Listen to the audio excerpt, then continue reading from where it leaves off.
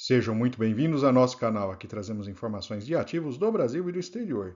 E no vídeo de hoje vamos falar do TVRI11, né, o antigo BBPO11, né, aquele fundo de agências do Banco do Brasil, né, que sofreu bastante ao longo da pandemia, né, inclusive aí com a falta de renovação de alguns contratos de locação. Atualizamos o último cenário desse fundo, a gente observa aí um cenário bem diferente, né? Uma situação um pouco mais positiva, inclusive com a venda de ativos aí, trazendo resultados para o fundo bem positivos. E vamos dar uma analisada geral, ver a situação, comparar esse fundo com outros fundos de agência dentro da B3, né? E apontar aí seus pontos positivos e negativos. Se o vídeo ajudar os seus estudos, fique à vontade para curtir, compartilhar e se inscrever em nosso canal.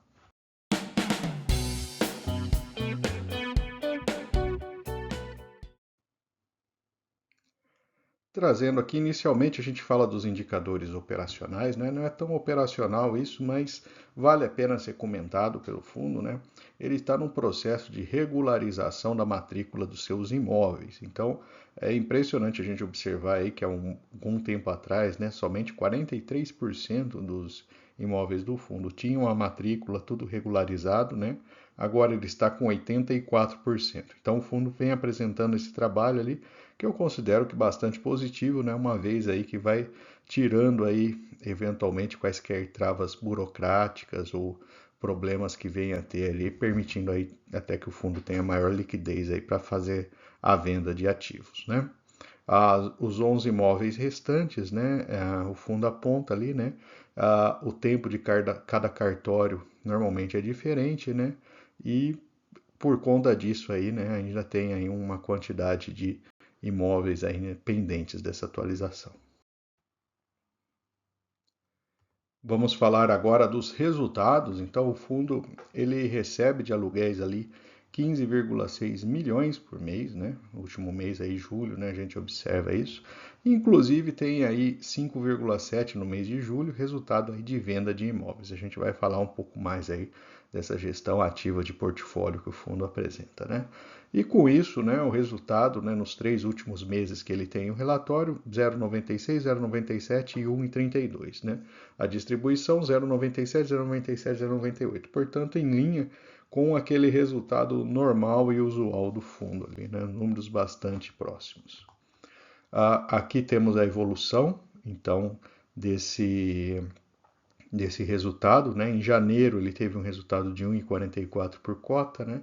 E agora um resultado um pouco maior ali, né? Resultado operacional de 1,69. Então, o fundo ele tem tido esses pontos ali, né? Ele conseguindo se livrar ali de imóveis que ele tinha uma dificuldade maior aí de colocar para locação, né? Vamos falar dos maiores imóveis, então, do portfólio, né? O primeiro deles, né? O edifício Sede 3, né? Então, é uma laje corporativa que é a sede do Banco do Brasil, lá em Brasília, né? Responde por 20,6% da receita, né? Então, são 31 mil metros quadrados, né? Esse prédio ali, inclusive, acho que foi um dos primeiros ali que o fundo conseguiu renovação, né?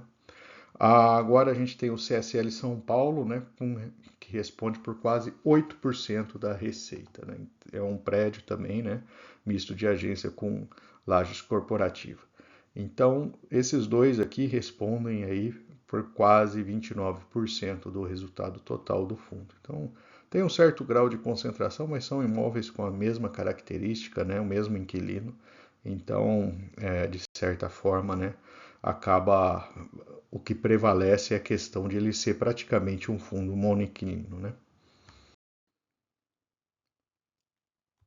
Vamos trazer agora a evolução da liquidez. O fundo ele tem perdido interesse por parte dos investidores. Há aproximadamente um ano atrás ele tinha 74 mil e agora com 67 mil investidores e tem uma ligeira redução aí na sua liquidez, ficando perto aí do volume de 1 milhão, né?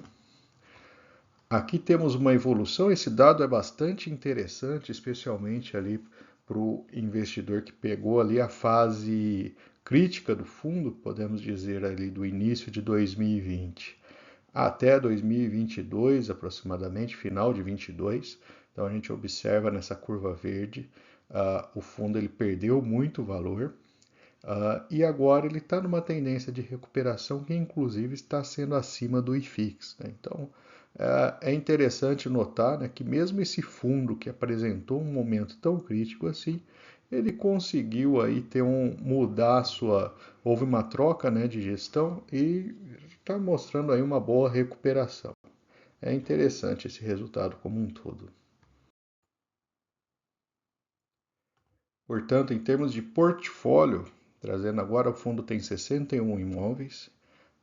Há pouco tempo atrás ele tinha 64, né? São 306 mil metros quadrados de área bruta locável. Aqui temos um mapa com a distribuição, né? Os maiores estados aí mais relevantes para o fundo. Temos então dois grupos de contratos, basicamente, né? Um que responde aí por 56 ativos e o outro por 4.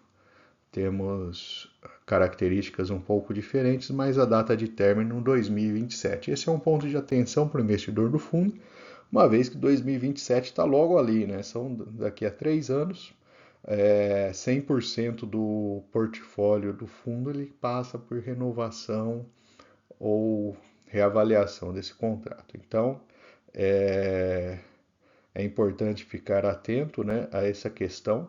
Tem uma próxima revisional em novembro de 2025, então uma data um pouco mais próxima.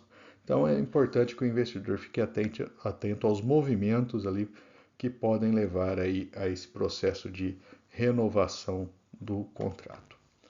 A questão da gestão ativa de portfólio, então foram 3 vendas, ele tinha 64, hoje tem 61 ativos, um lucro de 32 milhões, né? Lucro por cota de 2,02.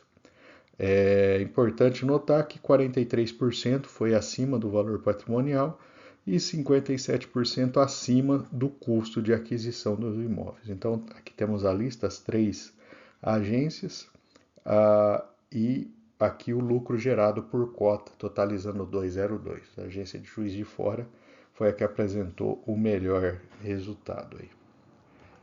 Então temos aqui as 2 agências recentes, a Brás, né, com uma transação de 16 milhões, um valor acima, quase 35% acima do patrimonial. Então é interessante notar que o fundo conseguiu aí bons resultados nessa venda, né? A outra agência, já no Rio de Janeiro, de 16,6 a 14% acima do valor patrimonial. Então, esses são os 2 últimos movimentos. Tem mais uma agência que ainda apresenta vacância. O fundo está buscando aí compradores e não trouxe maiores atualizações sobre essa outra agência. Mas é interessante notar que das 4 agências vacantes, 3 já foram desinvestidas, gerando um resultado positivo para o fundo. Vamos falar agora de patrimônio líquido do fundo. A gente tem aqui em cima a relação preço-valor patrimonial. Interessante observar que 2024 tem sido um ano que a sua cota tem ficado ligeiramente acima do valor patrimonial. Isso mostra aí uma certa valorização desse fundo pelo mercado, né? E acredito que seja em grande parte por essas movimentações do mercado enxergar ali que o fundo está conseguindo se desfazer desses imóveis ali que não tinham outro uso por enquanto, né? Então, isso certamente trouxe aí a cota para cima, né, no mercado. Já trazendo o TVRI com outros fundos, né? A gente tem o CXAG, BBRC, né? São fundos de agências bancárias. HGRU são imóveis urbanos, FCFL também, RBED também, né? Alguns voltados aí para a área educacional. O dividend yield do TVRI é elevado, em linha com os outros ali, né? Da área de agências bancárias. Sua relação está próxima ao valor patrimonial. Ele teve um crescimento de dividend yield em 3 anos de 2%, uma liquidez diária de 800 mil, bem mais alta do que os outros fundos de agência da Bolsa, né? O número de cotistas caiu, como a gente viu, 4% em caixa, um patrimônio de 1,6 bi. são 0,28% de taxa de administração, é a taxa mais baixa do grupo aqui. Quem investiu há 1 ou 2 anos atrás pegou aquele momento da cota ali bem positivo, né, de valorização, conseguiu aí bons resultados, 17% e 36% em 2 anos. É um resultado bastante interessante aí quando a gente soma dividendos e valorização da cota. Aqui mais uma vez, né, o gráfico de cota, né, a gente pegando o horizonte de 5 anos, então ele chegou a beliscar ali R$ 172, né, compensação no seu mínimo ali chegou bem próximo a 80, e agora está na casa de 100. Então ele recuperou uma parte ali daquele valor perdido, né, no período mais crítico dele. E aqui temos o pagamento, né?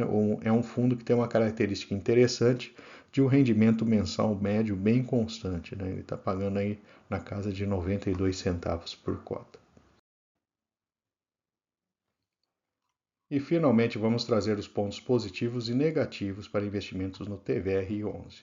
Lado positivo, a gente tem o esforço para a regularização das matrículas dos imóveis, isso é um dado importante, né? Não afeta diretamente no momento ali o investidor, mas é interessante que o fundo faça essa providência, tome essa atitude, né?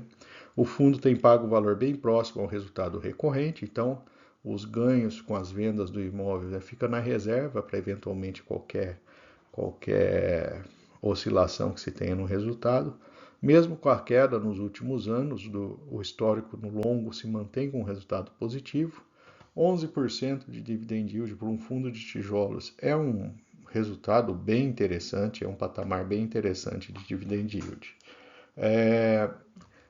Do lado negativo, a gente tem a queda do número de investidores, né? O fundo está diminuindo a sua liquidez.